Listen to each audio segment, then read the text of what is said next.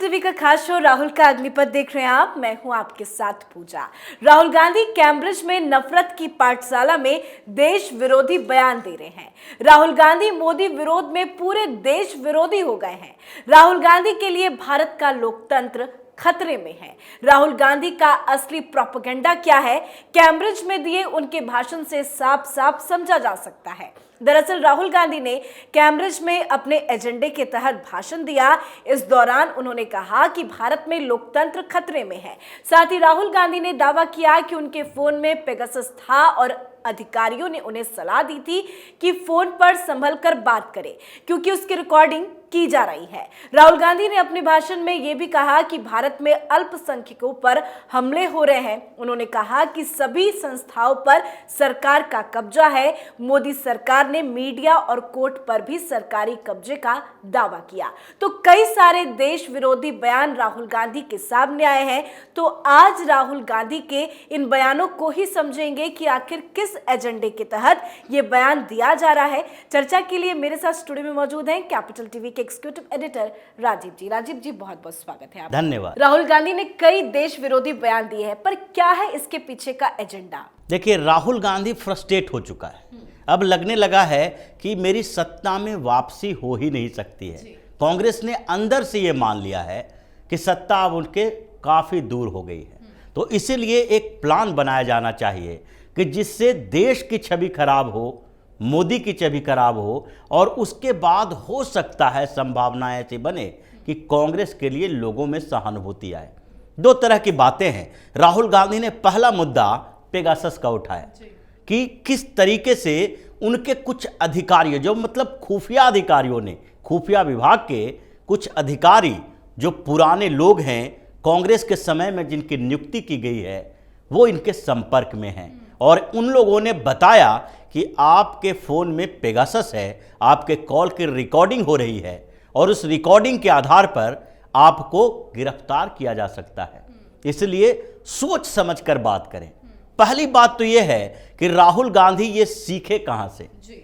ये Kejriwal style of politics है।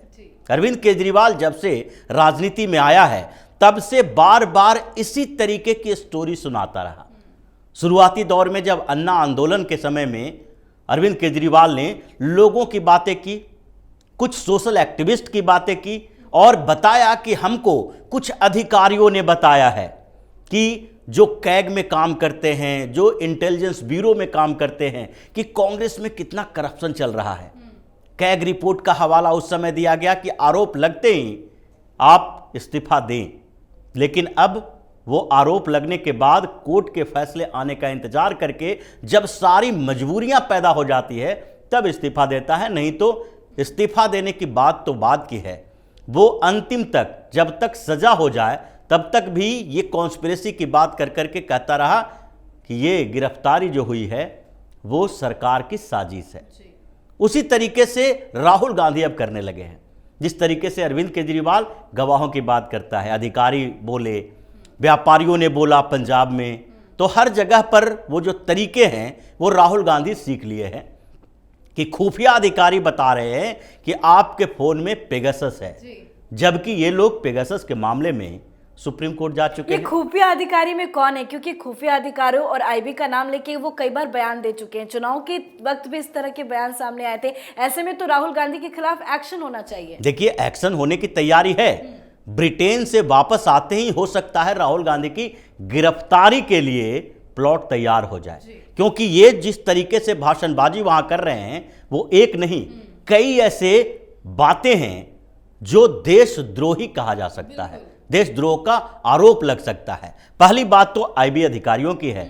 खुफिया अधिकारियों की बात आप कर रहे हैं, आपके पास क्या सबूत है? आपको बताना पड़ेगा कि कैसे, कौन खुफिया अधिकारियों ने आपको बताया कि आपके फोन में पेगासस डाला गया है, जबकि सुप्रीम कोर्ट तक आप पहुंचे और सुप्रीम कोर्ट में ये कहा गया कि ऐसी कोई अवधारणा नहीं है, गलत तरीके से ये लोग इंटरप्रेट कर रहे हैं। संसद में सवाल उठाया गया तो उस समय भी अमित शाह ने कहा कि आपके फोन में पेगासस है। तो फिर एक काम कीजिए, आप अपने फोन को आईटी डिपार्टमेंट के हवाले पर कीजिए, दिया क्यों इसकी नहीं? जांच होगी। पर दिया क्यों नहीं, सवाल तो लेकिन यही इन है। लोगों ने तो नहीं दिया। अब इनके फोन की जब्ती की बारी आएगी, क्योंकि आपने ही कहा है कि मेरे फोन में पेगासस डाला हुआ है, रिकॉर्डिंग होता है, तो सरकार तो जांच करवाएगी कि सही मायने में आपके फोन में डाला हुआ है। अगर डाला गया है तो क्या सरकार की भूमिका इसमें है? सरकार की नहीं है तो क्या कुछ अधिकारियों की भूमिका है?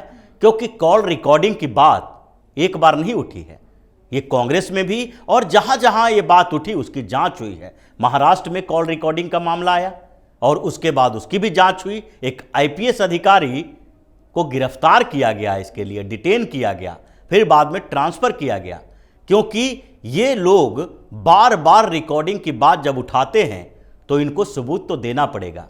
अगर फोन की जब्ती होगी और उसके बाद ये पता चलेगा कि सही मायने में पेगासस है या फिर कुछ और कर रहे हैं। दूसरी बात यह है कि राहुल गांधी को किस बात का डर होना चाहिए फोन रिकॉर्डिंग के लिए? यानी कि आप ये बताने की कोशिश कर रहे हो कि हम फोन पर कुछ ऐसी बातें करते हैं जिसके लिए हमें जेल जाना पड़ सकता है, या तो सरकार के विरोध में। सरकार मतलब देश की बात होती है, सरकार मतलब मोदी की सरकार, वाजपेयी की सरकार, राहुल गांधी की सरकार, कांग्रेस की सरकार नहीं है। सरकार मतलब देश, सरकार विरोधी मतलब देश विरोधी। किसी पार्टी विरोधी होना गलत नहीं है लोकतंत्र के अंदर, सरकार देश विरोधी होना गलत है, देशद्रोह का आरोप लगेगा। तो आप ये बताएं कि आप अपने फोन से कौन सी ऐसी डील करते हैं जिसके लिए आपको डर है कि आप गिरफ्तार हो सकते हैं? क्या क्या छुपाने की कोशिश करते हैं? क्या कभी भी आपने एक बात भी कही जो ये कहा जा सकता है कि मैंने एक सीक्रेट बात किसी से कही थी और वो बात अधिकारियों को, खुफिया विभाग को, सरकार को कैसे पता चल गया?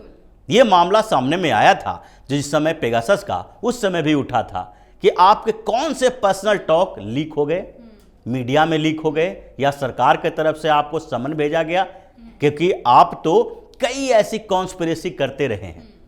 और एक दिन की बात नहीं है, आप कश्मीर जाते हैं, वहां जिन नेताओं के साथ मुलाकात करते हैं वो पहले से ही अलगाववादियों के साथ संपर्क वाले हैं। आप कश्मीर जाके जो कॉन्स्पिरेसी करते हैं उसकी जानकारी है, सबूत नहीं है। ऐसे सबूत राजनीति में मिलना मुश्किल होता है, क्योंकि अरविंद केजरीवाल जब खालिस्तानी नेता के साथ मुलाकात कर रहे थे, जानकारी है, लेकिन आप ये नहीं कह सकते कि वो मिलने गए तो क्या कहे। जैसे कि राहुल गांधी जब चीन के एम्बेसी में गए थे तो ये जानकारी है, लेकिन बाहर निकल कर उन्होंने क्या कहा कि हम वहां पर जानकारी देने नहीं, जानकारी लेने गए थे। अब इसका सबूत कैसे होगा कि जानकारी देने नहीं, जानकारी लेने गए थे? इसलिए सरकार कभी कभी इन मामलों में मजबूर हो जाती है, कार्रवाई नहीं कर सकती है।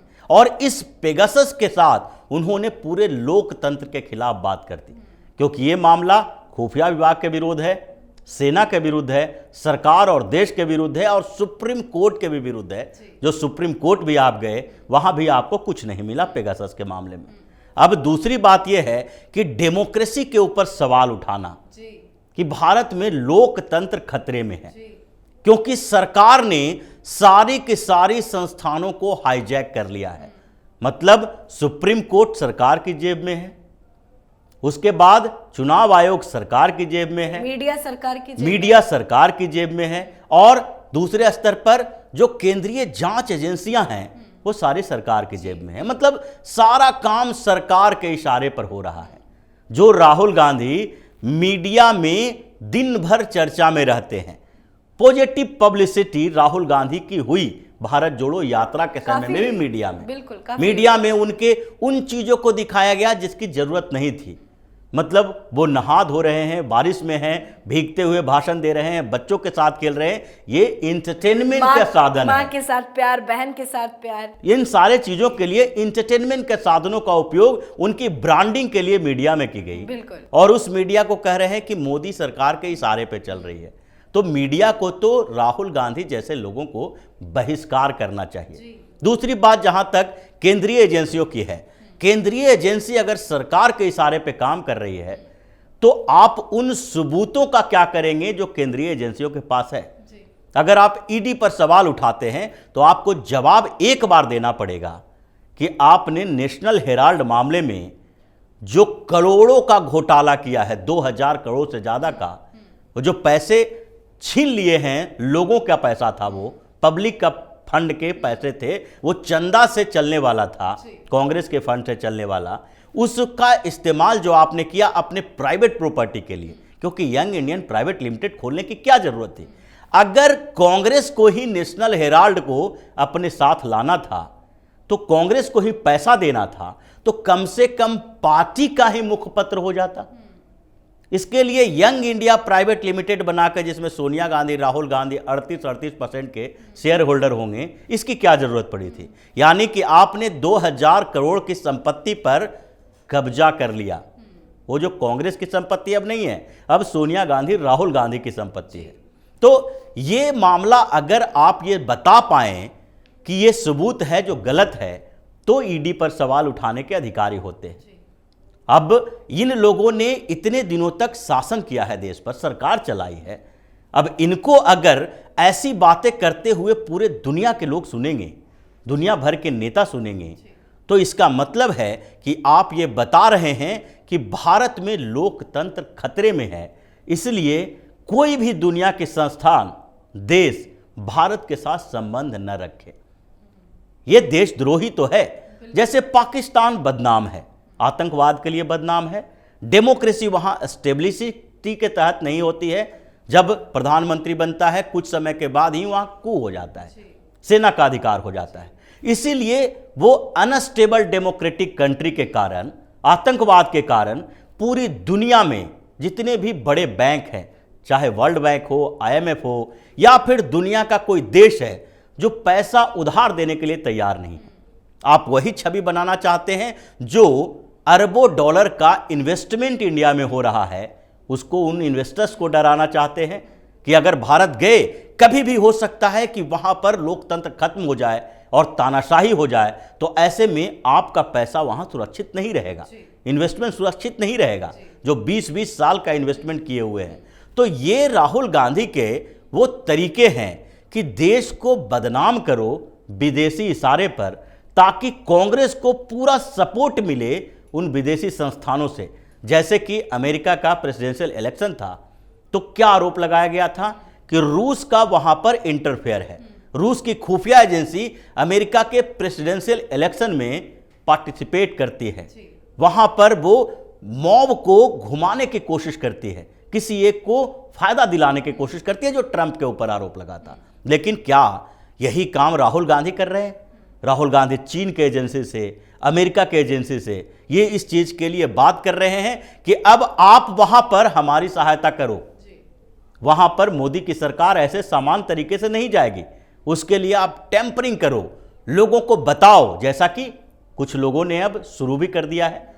जॉर्ज सोरोस का मामला सामने आया कि किस तरीके से करोड़ों खर्च करके, मतलब मिलियंस ऑफ मिलियन खर्च करके एक सरकार को हटाने की कोशिश कर रहे हो। एक पार्टी से डर लग रहा है क्योंकि देश उस पार्टी की सरकार के कारण मजबूत हो रहा है। तो ये जो विदेशी एजेंट हैं, ये लोग तो बार बार ये सोचेंगे कि भारत एक कमजोर सरकार रहे, भारत का प्रधानमंत्री कमजोर रहे, ताकि वो भारत के ऊपर दबाव डाल सके। अमेरिका, यूरोप दोनों अगर ग्रुप को देखा जाए तो ये लोग अभी भारत से कमजोर हैं, महसूस कर रहे हैं ये कि भारत का नेतृत्व अभी हमारी बात मानने के लिए तैयार नहीं है। चाहे पाकिस्तान का मसला हो, यूक्रेन का मसला हो, रूस का मसला हो, या फिर इंडियन ओशियन का मसला हो। अगर चीन के मुद्दे पर भी भारत, पाकिस्तान, ऑस्ट्रेलिया, अमेरिका, ये सबके बारे में देखा जाए तो पाकिस्तान और चीन के बीच संबंध बढ़ रहे हैं, फिर भी भारत है जो ऑस्ट्रेलिया, अमेरिका के सामने झुक नहीं रहा है, अपने सामने झुका रहा है कि इन दोनों के नेक्सस को तोड़ने के लिए भी हम लीड करेंगे। तो ये मजबूत स्थिति के लिए राहुल गांधी को डर होना चाहिए, और इसी डर के कारण वो चाहने लगा है कि पूरी दुनिया की ताकतें मोदी को हटाने के लिए लग जाए, और कांग्रेस को फायदा दिलाए ताकि किसी भी तरीके से एक बार प्रधानमंत्री बन जाए। जी बिल्कुल, ऐसे देश विरोधी बयान पे लगाम लगाने की बहुत जरूरत है। बहुत बहुत धन्यवाद समझाने के लिए। धन्यवाद। तो जाना आपने विदेशी धरती पर देश विरोधी बातें राहुल गांधी क्यों कर रहे हैं। राहुल गांधी एक सेट एजेंडे के तहत कैम्ब्रिज गए हैं और एक प्रोपेगेंडा के तहत भाषण दे रहे हैं, पर इस तरह के बयानों का फर्क कुछ नहीं पड़ने वाला, बल्कि राहुल गांधी की छवि और खराब होती जा रही है। राहुल गांधी के भाषण पर बीजेपी भी जमकर हमलावर है। बीजेपी का कहना है कि देश को बार बार बदनाम करने की ये कोशिश जो विदेशी धरती से होती है, ये अपने आप में प्रश्न चिन्ह खड़ा करता है कि कांग्रेस का एजेंडा क्या है। पेगासस राहुल गांधी के दिमाग में है। तो राहुल गांधी के देश विरोधी बयान पर आप अपनी राय कमेंट करके जरूर लिखें। देखते रहिए कैपिटल टीवी। नमस्कार।